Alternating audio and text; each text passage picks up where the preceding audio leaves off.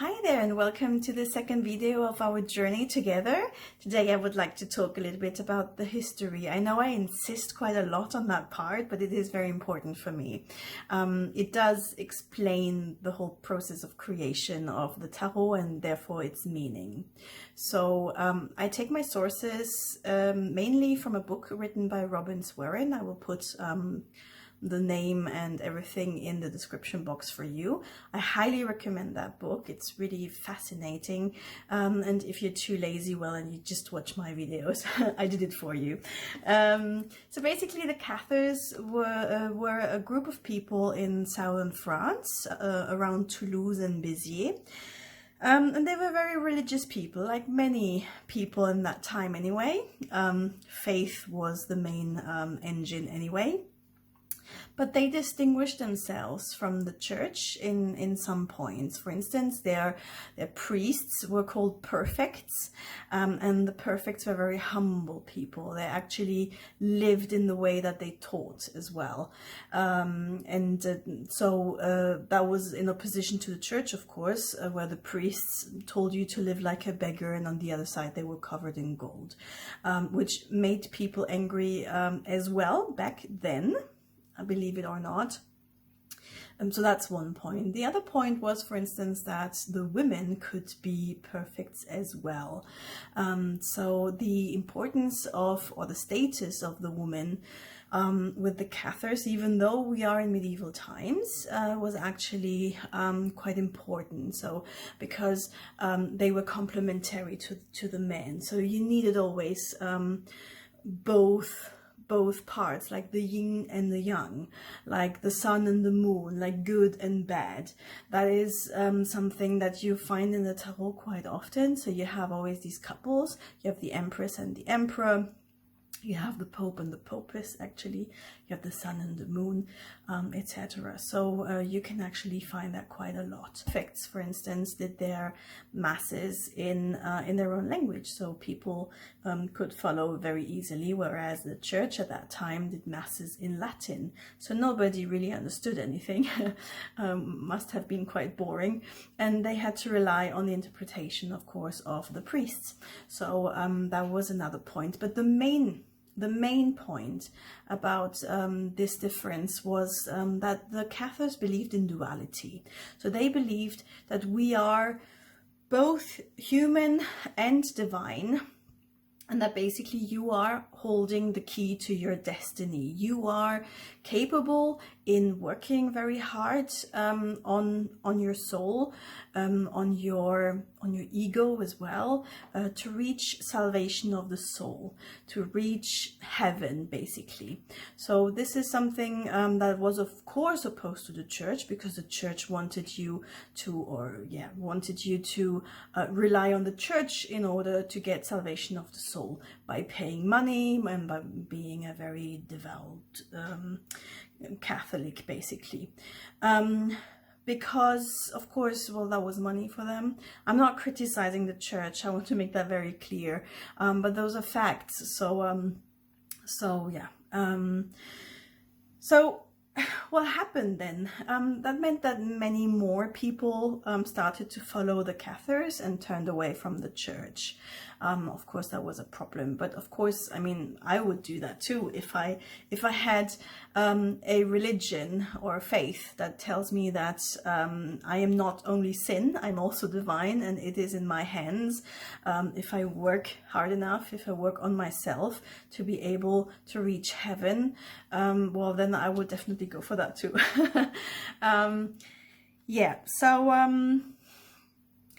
So you find the duality in all of the cards. You always have a positive side and a negative side.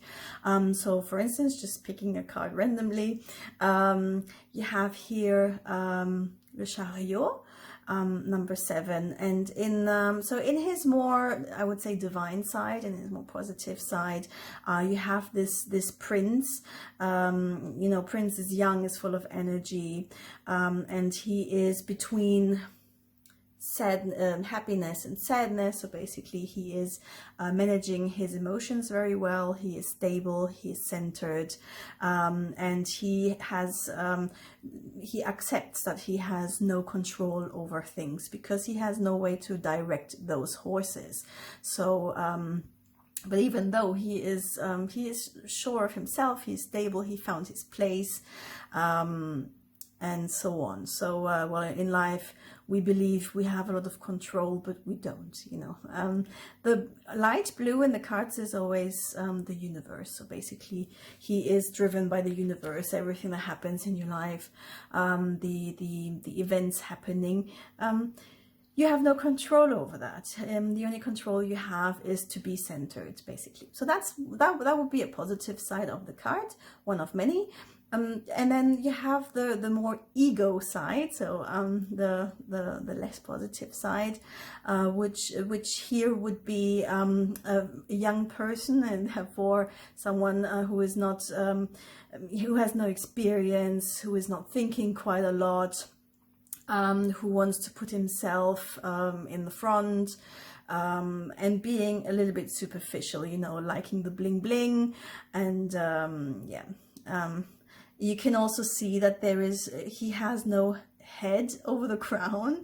Normally you would see some hair there. Well, he hasn't. That's also kind of a symbol there, saying that he has no brain. So that would be someone superficial, you know, maybe those guys honking at girls in the street to get their attention, and, you know, not being very very intelligent.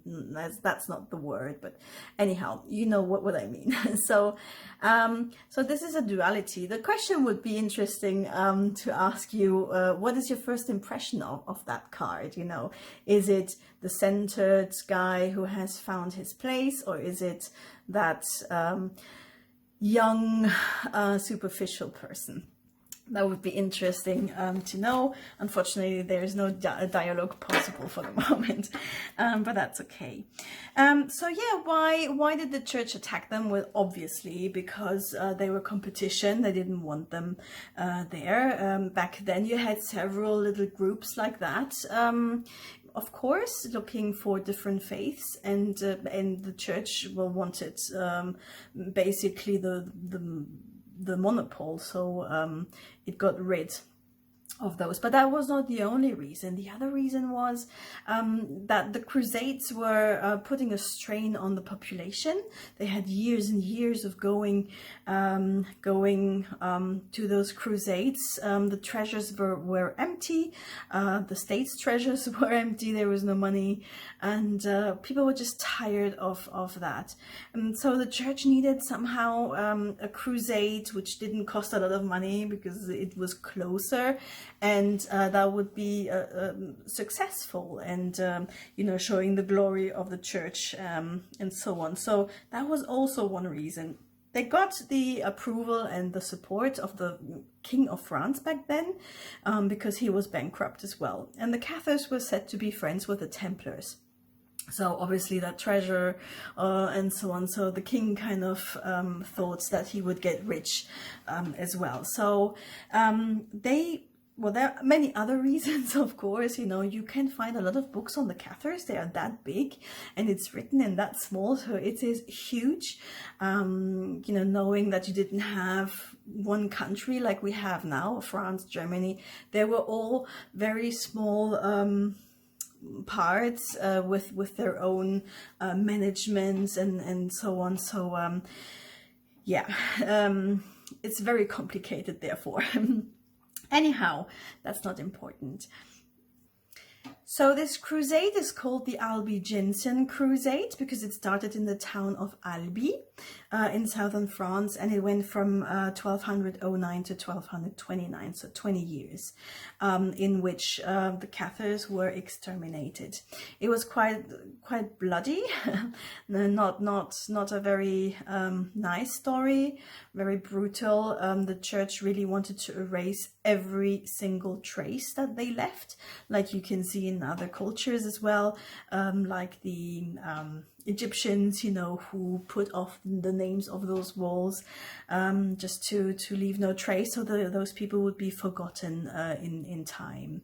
So what happened to the Cathars and how their wisdom continued surviving, I will start with that in my next video. I'm cutting the video so they won't get too long.